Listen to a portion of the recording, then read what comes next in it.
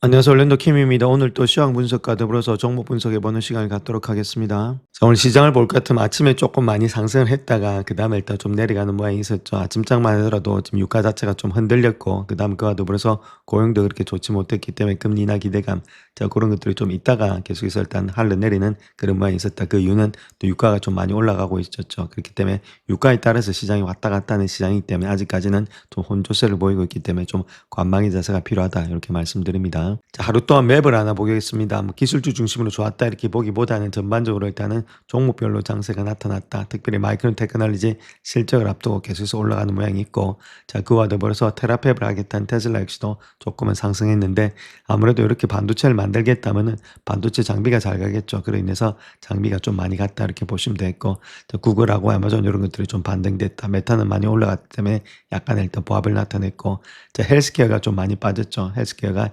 일라일일리하고 지금 현재 존슨앤존슨이 좀 빠졌고, 자, 그와 더불어서 컨슈머 디펜스, 그 다음에 인더스트리얼 이런 것들 좀 빠졌죠. 그 다음에 통신주 이런 것들, 그 다음에 유틸리티, 즉 말해서 이때까지 올라가면서 방어주 중심으로 올라갔던 종목들이 조금은 빠지고 방어주 아닌 종목들이 좀 금융주 이런 것들도 좀 반등이 됐죠. 자, 그런 모습을 보였다. 그래서 빅테크 중심으로는 가는 종목은 갔는데 뭐 엔비디아 이런 거는 GTC 효력이 별로 없었고, 자, 그 다음에 또 개별 종목별의 장세가 나타났다. 자, 이렇게 보시면 되겠습니다. 자, 하루 동안 퍼포먼스 한번 보겠습니다. 11개 섹터 중에서 8개가 올라갔다 이렇게 말씀드릴 수 있겠죠. 그 가운데 있기 때문에 아직까지도 장세가 왔다 갔다 하는 그런 가운데 있다.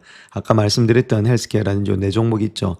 컨슈머 디펜스, 유틸리티, 그다음 머티리얼스 이런 것들이 좀 하락했고 나머지 종목들이 좀 상승을 했다 이렇게 말씀드릴 수 있겠습니다. 그래서 전반적으로 봐서 시장 자체가 일단은 돈은 돌고 있는데 아직까지 좀 관망의 자세가 펼쳐지고 있다 이렇게 보시면 되겠죠. 특별하게 큰 폭으로 일단 상승되는 것은 에너지밖에 없다 이렇게 보시면 되겠습니다. 자, 그런 가운데 있기 때문에 아직까지는 유가의 사정을 계속해서 살펴야 될 때다 이렇게 말씀을 드립니다. 자, 오늘 ADP 민간 고용이 나왔는데 그게 9천 정도밖에 안 나왔죠. 저번에 15,500이 했는데 고용이 안 좋다는 말은 아무래도 금리를 또 인하할 가능성도 있지 않나. 자, 그렇게 보면 되겠죠. 그래서 이런 것들이 지금 고용은 안 좋은데 인플레이션 이런 것도 올라가고 있으니까 금리를 어떻게 될지, 자, 그런 것들이 연준의 채무가 상당히 많이 흔들리고 있다. 이렇게 말씀을 드리겠습니다. 먼저 브렌트유 한번 보겠습니다. 브렌트유도 어찌까지 상승되고 있죠. 2.55% 정도 상승한 103.59를 나타내고 있고 100불 이상에서 놀고 있다 이렇게 보시면 되겠죠. 오늘장에도 좀 상승이 되고 있습니다. 자, 마찬가지로 WTI도 지금 이제 한 3% 정도, 2% 정도 상승되고 있죠. 자, 그런 가운데 있는데, 자, 유가가 이렇게 상승했어도 불구하고 S&P 500 지수가 무너지지 않고 약간 일단 보합권에 있죠. 0.25% 상승했습니다. 물론 아직까지 뭐 상승세라 이렇게 보기는 힘든데 그럼에도 불구하고 유가가 상승했음에도 불구하고 주가가 그렇게 안 내려가고 있다는 겁니다. 자, 어느 정도 일단 먼저 내연성이 생겼다, 내구성이 생겼다. 자, 그렇게 보시면 되겠죠. 그래서 내려간다 하더라도 주가 자체에 그렇게 조정폭이 심하지는 않을 것으로 보여지고 있고, 자, 그것이 한 6,500 정도까지 보지 않겠는가, 많이 내려온다면, 자, 그런 가운데 있고 또 직전 저점에서 또 반등이 될 가능성도 있겠죠. 그것이 6,600대, 자, 그 정도로 되고 있으니까 주가가 아직까지는 견딜만 하다 이렇게 보시면 되겠죠. 물론 뭐 특별한 일이 생기면 또 왔다 갔다 하겠지만은, 자, 그런 가운데 있는데 아직까지 이걸 완전히 상승으로 보기는 조금 힘든 모양이 있다는 겁니다.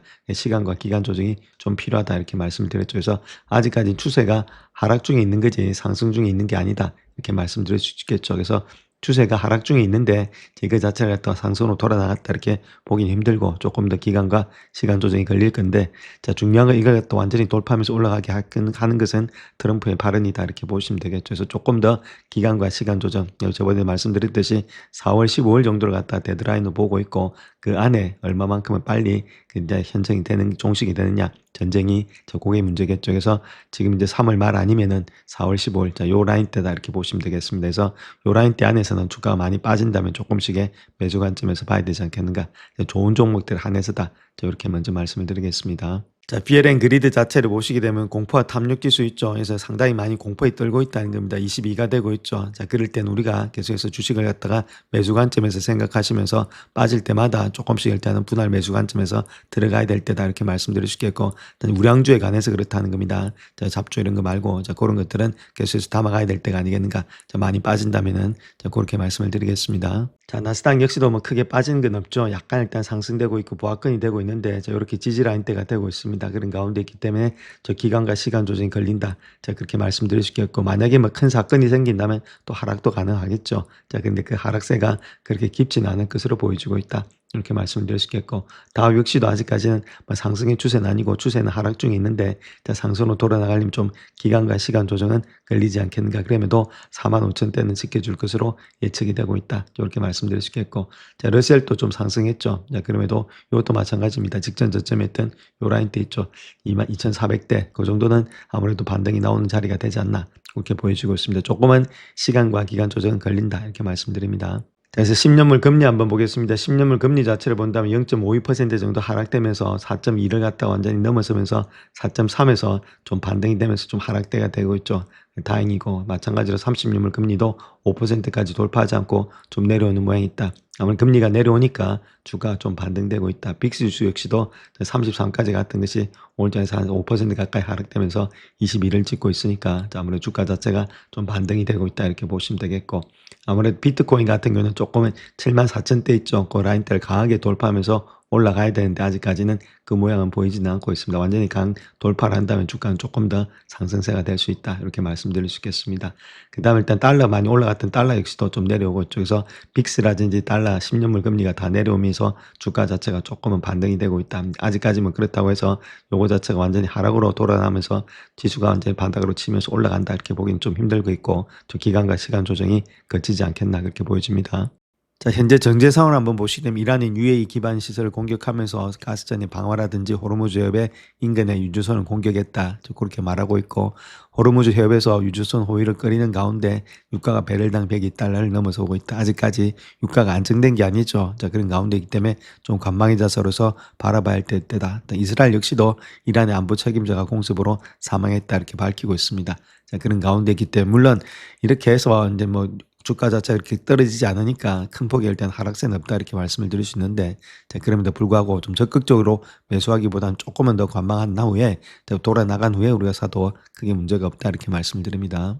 자, 미국의 대테러 국장인 조 켄트가 이야기했던 내용을 보시게 되면 전쟁 관련 사임에서 이란이 임박한 위협은 아니었다 그렇게 말해서 사임을 했는데, 자, 가장 중요한 것은 양심상 현재 진행 중인 전쟁을 지지할 수 없다. 자, 그렇게 말을 하면서 이스라엘에 속아서 대통령이 이란과의 전쟁을 지지하게 되었다 그렇게 비난하고 있죠. 자, 그런 가운데 있기 때문에 뭐 이렇게 일단 트럼프가 궁지에 몰리게 되면은 빠른 시일 안에 일단 전쟁을 종식하지 않겠는가. 자, 그렇게도 볼 수 있습니다. 자, 골드만삭스는 월요일 주가 반등 이후에 증시가 이란 전쟁 위험을 과소평가하고 있다 그렇게 분석했는데, 자, 거기에 대해서 한번 살펴보겠습니다. 자, 월요일 날 주가가 상승했던 이유는 스콧 베센트 미 재무장관이 CNBC와 인터뷰에서 미국이 이란발의 유조선의 호르무즈 해협 통과를 허용한다. 자, 그렇게 밝힌 후에 유가가 하락한 데 따른 것이다. 이렇게 말을 하고 있죠. 또한 미국이 호르무즈 해협을 통과하는 선박을 호위할 국가들을 발표할 것이다. 그런 보도로 인해서 원유 가격에 좀 압력이 가해졌죠. 그래서 원유 가격이 하락하니까 좀 주가가 올라갔는데, 이러한 반응에 대해서 우려하는 목소리도 있다는 겁니다. 골드만삭스 같은 경우에서는 시장이 잠재적인 하락폭을 과소평가하고 있다. 그 이유는 시장이 나보다 훨씬 더 똑똑하지만 시장 참여자들이 더 큰 우려를 표하지 않는다는 점이 의아하다 이렇게 말하고 있죠. 아무래도 지금 이제 유가 자체가 완전히 끝난 것이 아니기 때문에 아직까지는 예의주시해야 된다 그 이야기를 하고 있습니다. 그래서 실제로 위험이 여전히 존재한다는 징후가 있는데, 그 이유는 아무래도 호위연합에 대해서 보도가 나왔음에도 불구하고 트럼프 대통령 자신은 아직까지 완전히 준비가 되지 않았다 이렇게 말하고 있고, 뭐 예의를 보이는 나라들이 몇몇 있다. 이건 다 어디까지나 트럼프 이야기고, 아무 나라도 선뜻 나서는 나라가 없다. 그렇게 보시면 되겠죠. 이런 것들이 상당히 또 불확실성을 가져오고 있다 그렇게 이야기를 하고 있습니다.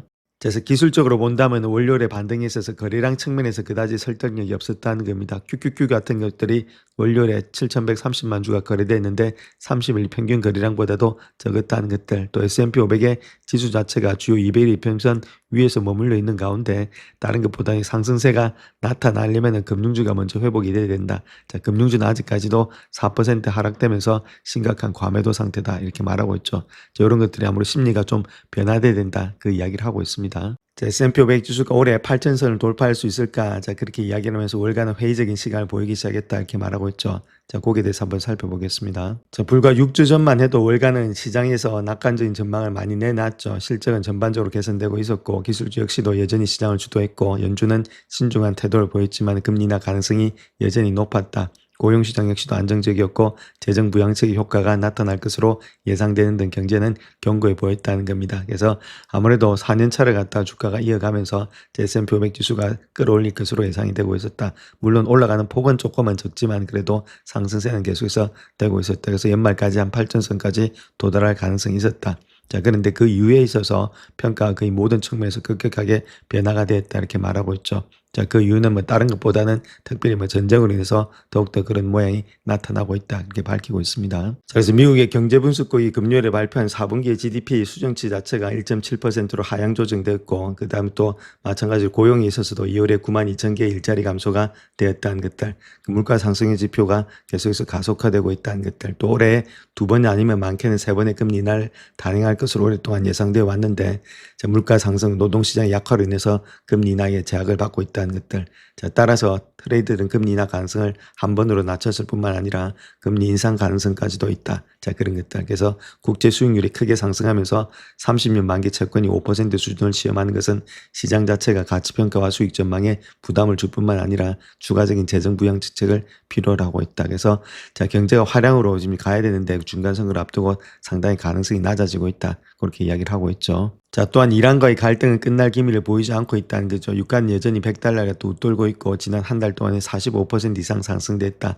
자, 선물 가격은 내년 8월까지 전쟁 이전 수준으로 돌아가진 않을 것으로 예상이 되고 있고 또한 민간 신용 대출 위기 이런 것들도 그림자가 좀 드리워지고 있다. 저 그렇게 이야기를 하고 있죠. 그래서 투자 심리에 부담을 주는 심각한 문제들이 몇 가지가 있는데 자, 가장 중요한 것은 이런 것만 가지고 하락세를 예상하는 투자자들도 신중해야 된다. 자, 그 이유는 특히 중동 지역의 분쟁이 갑자기 종식된다. 자, 그렇게 했을 땐 최근의 약세가 순식간에 반전될 수 있다. 자, 그렇기 때문에 이런 것들이 S&P 500에 대한 연말 목표치를 아직까지 포기하지 않는 이유다. 자, 그렇게 현재로서 이야기를 하고 있습니다. 자, 그래서 CDS 이야기하고 있는 내용을 보게 되면은 월요일에 발표한 보고서에서 올해 초에 발표했던 연간 주식 전망에 대한 영향을 미치는 몇 가지 예상치 못한 역풍을 인정해야 된다. 뭐 전쟁 같은 거겠죠. 그래서 S&P에게 목표가를 갖다 7,700으로 유지를 하고 있다. 이렇게 말하고 있습니다.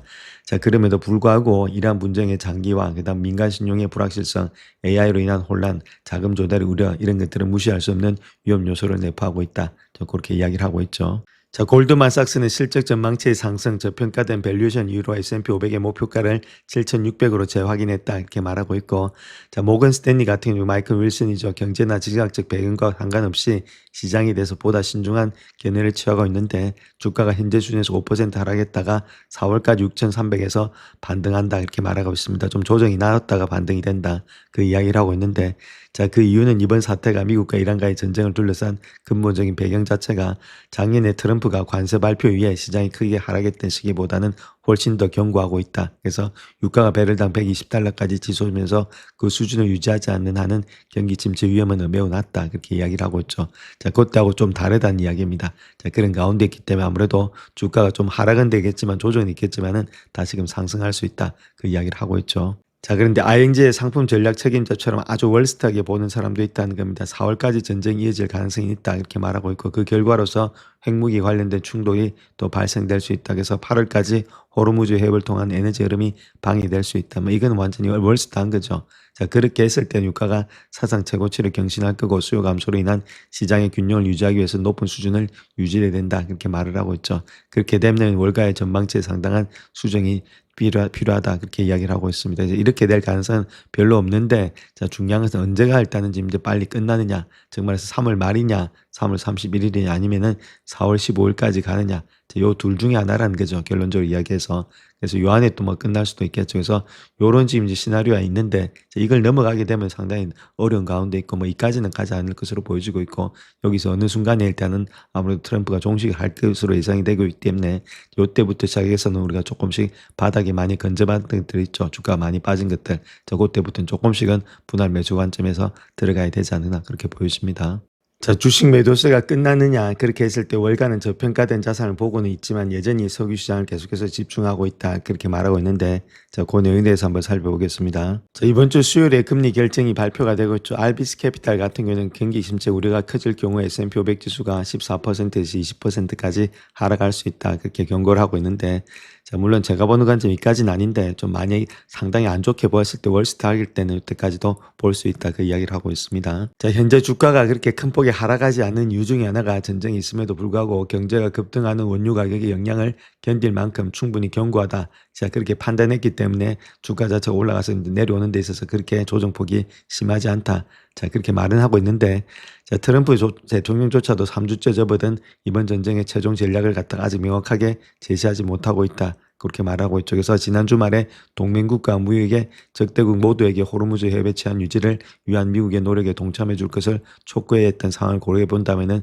좀 무모한 입장이라고 할 수 있다. 아무래도 이렇게 좀 힘든 모양이 있다. 그렇게 보면 되겠죠. 자기 힘으로 안 된다는 겁니다. 자, 그런 것들. 자, 그로 인해서 지금 이제 원유 가격도 다시금 상승세를 보이고 있고, 자, 그런 것들이 되고 있는데, 자, 그나마 지금 아직까지는 경제가 좀 탄탄하니까 이런 것들을 바칠 수 있는데, 이것들이 좀 장기간 갔을 때는 조금은 위험하지 않나. 자, 그 이야기를 하고 있죠. 그래서 월가 분석가들은 S&P 500 지수에 대한 연말 전망치를 고수하고 있는데 현재 지수가 1월 말 기록한 사상 최고치보다도 5% 낮은 수준임에도 불구하고 목표가를 7,750으로 제시하고 있다 이렇게 말하고 있고, 야드니 같은 경우에 있어서 S&P 500 지수의 뚜렷한 회복력은 2010년도, 2017년도에 주당 순이익에 대한 업계 분석가들의 컨센서스 추정치가 점점 더 낙관적으로 변하고 있기 때문이다. 그렇게 말하고 있죠. 자, 이익 자체가 늘어난다는 이야기입니다. 결론적으로. 자, 그러니까 아무래도 목표가를 갖다 이렇게 주고 있다. 그 이야기를 하고 있죠. 자, 근데 그러한 추정치를 본다면 아무래도 장기화되는 전쟁, 해협 폐쇄 이런 것들이 초래할 수 있는 부정적인 결과에 대한 경고를 받지 못한 것 같다. 그래서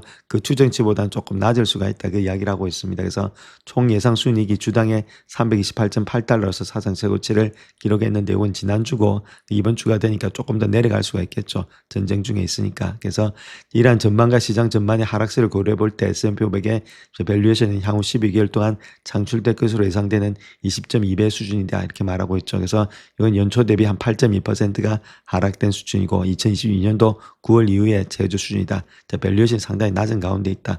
이렇게 말하고 있습니다. 자, 그럼에도 불구하고 그것만으로는 지속 가능한 반등을 촉발하기는 충분치 않다. 그렇게 말을 하고 있죠.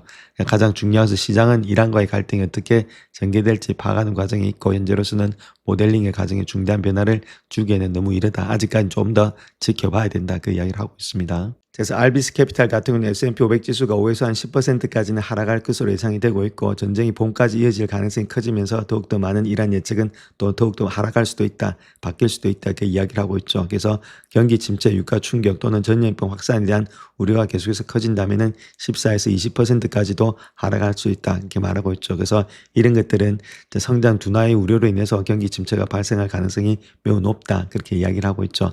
근데 제가 보는 관점 뭐 이까지는 아니고 한 5에서 10%는 볼 수 있는데, 자, 그것도 지금 3월 31일에 끝나느냐, 자, 아까 말씀드렸듯이 4월 15일 이 안에 끝나느냐에 따라서 더욱더 조정폭은 또 줄어들 수가 있다. 이렇게 보시면 되겠죠. 그래서 이 정도까지 해서 계속해서 가져간다면 중간 선거를 포기하는 거기 때문에 그렇게 될 가능성 별로 없다. 이렇게 말씀드립니다. 자, 그 다음 또 봐야 될 것이 연준을 포함한 전 세계 중앙은행도 있죠. 센트럴 뱅크가 어떻게 대응할지에 대해서 큰 관심을 가지고 있고, 호주 같은 경우는 지금 이제 금리 인상을 좀 하고 있죠.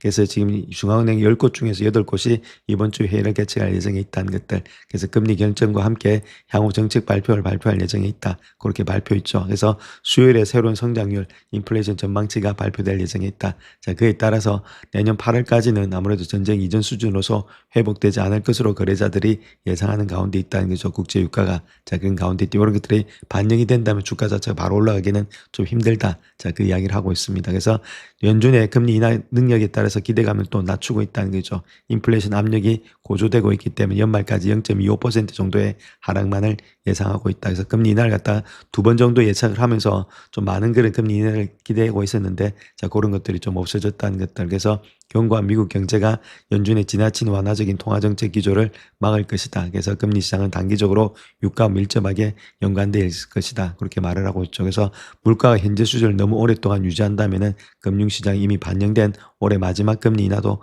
무산될 수 있다. 그래서 금리 인하가 그 다음 또 중요한 관건이 되고 있다. 그렇게 말하고 있는데 지금은 두 번은 좀 힘들지 않겠는가. 자, 그렇게 볼 수 있다는 거겠죠. 자, 어제 엔비디아의 GTC가 있었는데 1조 달러는 전망치에도 불구하고 부진에서 벗어나지 못하게 하고 있죠. 그렇다면 시장에 어떤 문제점이 있는지, 자, 거기에 대해서 한번 알아보겠습니다.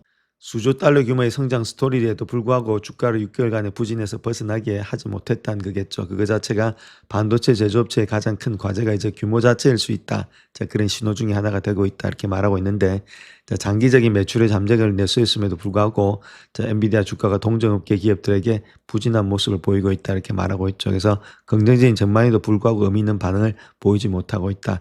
2010년도 엔비디아 주가가 한 2% 하락됐는데 S&P 500의 지수 하락보다는 약간 큰 수치가 되고 있다. 그렇게 말하고 있죠. 그래서 전반적으로 좀 부진한 상태에 있고 너무 행보를 오래 하고 있다. 그렇게 이야기를 하고 있습니다. 그래서 이 이야기는 아무래도 엔비디아가 전통적인 주시장의 역학이 더 이상 적용되지 않는 임계점을 넘어설지도 모른다. 자, 그런 월가의 이론들을 뒷받침하고 있죠. 그래서 뭐 밸류에이션이라든지 이런 것들을 좀 넘어서고 있다. 그 이야기를 하고 있습니다. 그래서 전반적으로 반도체 시장 자체에 대한 그런 여러 가지 모습의 규모 자체의 문제다. 자, 그 이야기를 하고 있죠.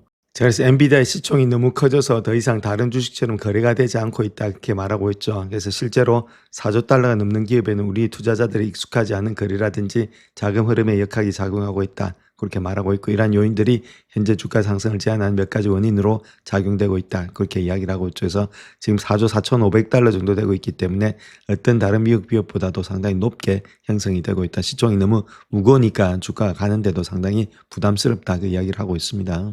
그래서 TD코인에서 이야기하고 있는 내용이 엔비디아가 더 이상 일반적인 반도체 회사처럼 거래가 되지 않고 있기 때문에 규모 자체가 자금 유입부터 시작해서 포트폴리오 구성에 이르기까지 새로운 제약을 만들고 내고 있기 때문에 사업의 펀더멘탈은 여전히 견고하지만은 주가 상승의 잠재력에는 제한이 있다. 그렇게 말하고 있고, 자, 현재 수준에서 2배로 성장하려면 9조 달러 육박하는 기업 가치를 달성해야 되는데 독일과 인도의 총 경제 성장력을 합친 것과 맞먹는다. 자, 그렇게 이야기를 하고 있죠. 자, 이러한 수준의 상승 여력은 점점 더 달성하기가 어려워지고 있기 때문에 비대칭적인 수익률을 추구하는 성장 지향적 투자자들에게는 더욱더 그런 모습을 보이고 있다. 이렇게 이야기를 하고 있습니다. 자, 특별히 반도체에 투자하는 사람들은 보면은 주가가 2배 정도 오를 가능성을 염두에 두고 투자하려는 경향이 있죠. 자, 그런데 중요한 것은 시가총액 2조 달러를 늘리는 것 자체가 지난번에 2조 달러를 늘렸던 것보다는 훨씬 더 어렵다는 점입니다. 자, 그러니까 주가가 올라가기 힘들고 또 일부 포트폴리오 매니저 입장에서 본다면 엔비디아와 관련된 공급업체라든지 인프라 관련 기업들을 눈여겨보고 있는데 이런 분야에서 더 큰 수익을 기대할 수 있다. 그러니까 더 큰 수익이 있는 곳으로 가니까 엔비디아 주가가 또 올라가기 힘들다. 그렇게 말하고 있죠.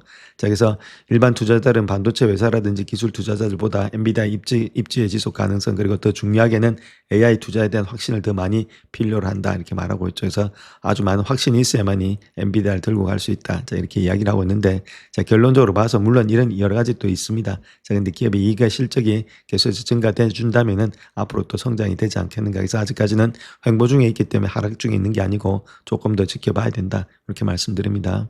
자, 엔비디아 AI 컨퍼런스에서 가장 큰 수혜를 입은 주식이 있는데, 자, 그거 자체가 현재 가격에서 한 30%는 상승하겠다. 그렇게 말하고 있습니다. 자, 거기에 대해서 한번 살펴보겠습니다.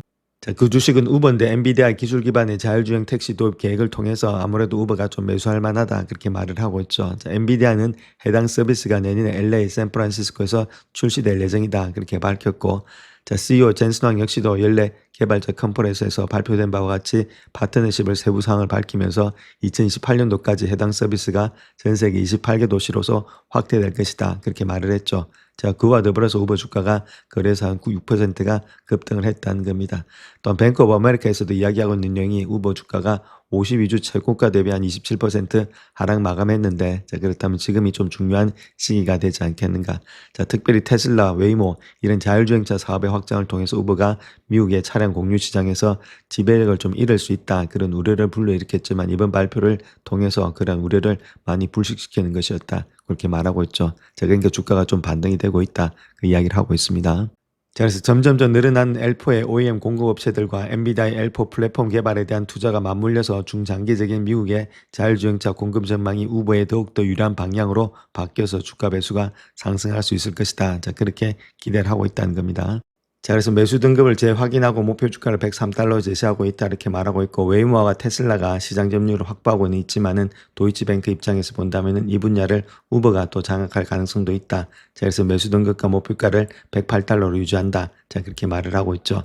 자, 가장 중요한 것은 우버가 운전자가 있는 차량이든 없는 차량이든 관계없이 차량의 호출 서비스를 운영하는 데 필요한 강력하고 검증된 알고리즘을 이미 보유하고 있다는 점에서 유리하다. 그렇게 이야기를 하고 있고, 또한 많은 사람들이 이미 우버 앱의 사용에 익숙해져 있기 때문에 소비자들이 자율주행 차량 공유 서비스를 위해서 새로운 서비스로 갈아탈 필요가 없다. 요 점이 강력하게 지금 이제 아무래도 반영이 되고 있다 이렇게 말하고 있습니다. 자, 또한 우버는 즉각적이고 완벽한 글로벌 수요 기반, 그다음에 첨단의 차량 관리 시스템 통합, 그리고 확립된 규제기관과의 관계를 제공함으로 인해서 필수적인 상용화 기반을 마련하고 있다. 또한 엔비디아와 같은 자율주행의 기술 제공업체와 OEM 업체들은 우버의 네트워크에 연결하는 것이 투자를 확장하는 가장 효율적인 방법이라는 것을 인식하고 있다. 그렇게 말을 하고 있죠. 이런 점들이 아무래도 좀 강점이 되지 않겠는가 그렇게 보여지고 있습니다. 그래서 평균 목표가를 갖다가 104불 정도로 보고 있다. 54명이 레이팅을 주고 있는데 14명이 강력 매수, 31명이 바이든급을 주고 있다. 그렇게 이야기를 하고 있죠. 자, 다음 디즈니에 관한 이야기인데 역사적으로 낮은 밸류에이션에 거래되고 있다. 그로 인해서 아무래도 훌륭한 매수 기회다. 그렇게 말하고 있는데 자, 그 내용에 대해서 한번 살펴보겠습니다.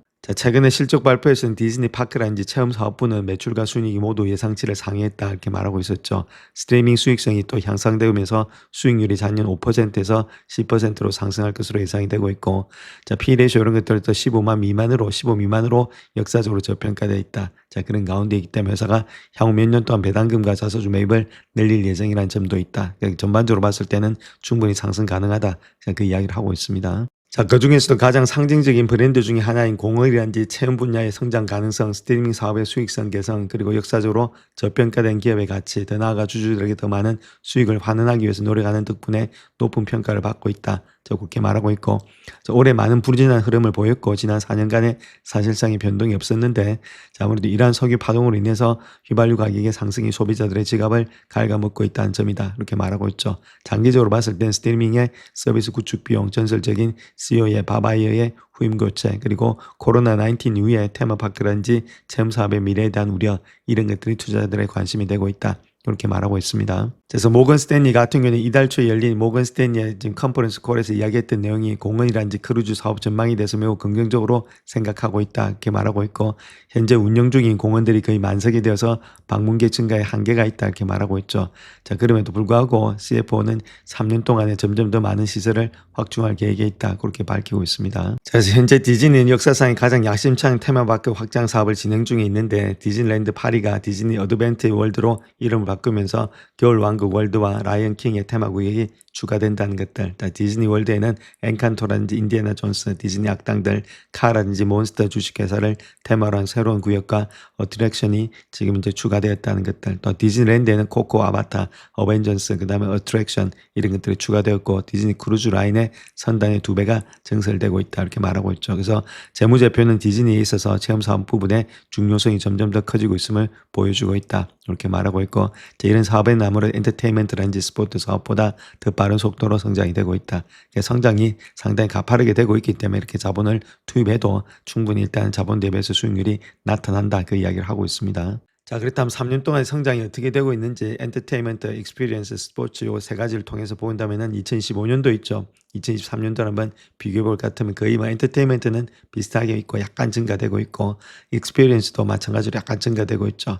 그에 반해서 스포츠는 조금은 줄어드는 그런 모양이 있다 이렇게 보시면 됩니다. 그래서 이 두 분야가 아무래도 좀 많이 증가가 되고 있지 않나 그렇게 보여지고 있습니다. 그래서 2025년도에는 가장 많은 것이 엔터테인먼트 있죠. 그쪽이 한 44.5%, 자, 그 다음에 일단 익스피리언스가 38.3, 그 다음에 스포츠가 17.2로서 아무래도 엔터테인먼트가 가장 많이 지금 이제 증가가 되고 있다 이렇게 밝히고 있습니다. 자, 또한 스트리밍이 아무래도 전환점에 서 있다 이렇게 밝히고 있는데, 스트리밍 사업에 있어서 디즈니는 실제로 수익을 냈고, 디즈니, 훌루, ESPN의 조합은 기존의 TV 시청률 하락을 충분히 상쇄하고도 남는다 그렇게 말하고 있죠. 그래서 이 사업이 올해 한 10% 이상의 성장할 것으로 예상이 되고 있고, 향후 성장에도 큰 기회를 제공할 것이다 그렇게 예측을 하고 있죠. 그래서 지난 분기에 스트리밍 부분의 영업이익이 4억 5천만 달러에서 전년 동기 2억 6천만 달러에 비해서 상당히 증가했고, 비용이 안정화되기 시작하면서 마진 개선에 도움이 되고 있다. 그래서 이번 분기에 스트리밍 매출 역시도 전년 동기 대비해서 2억 달러가 증가한 5억 달러가 될 것으로 예측이 되고 있다 이렇게 말하고 있죠. 그래서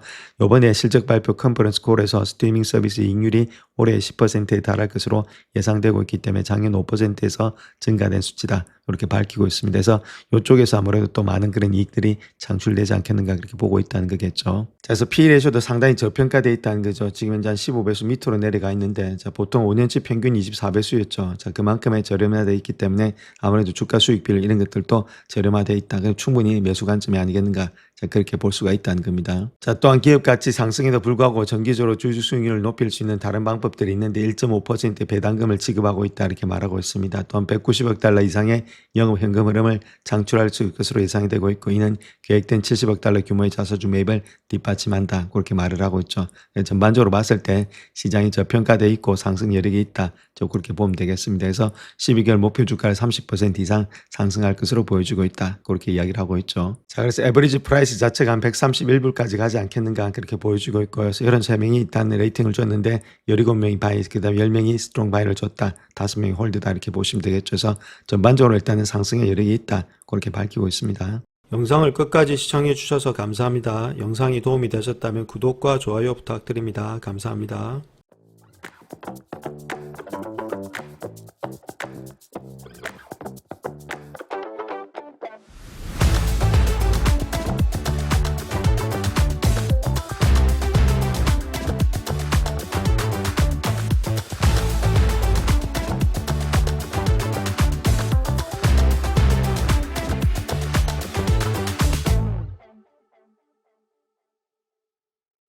영상을 끝까지 시청해 주셔서 감사합니다. 영상이 도움이 되셨다면 구독과 좋아요 부탁드립니다. 감사합니다.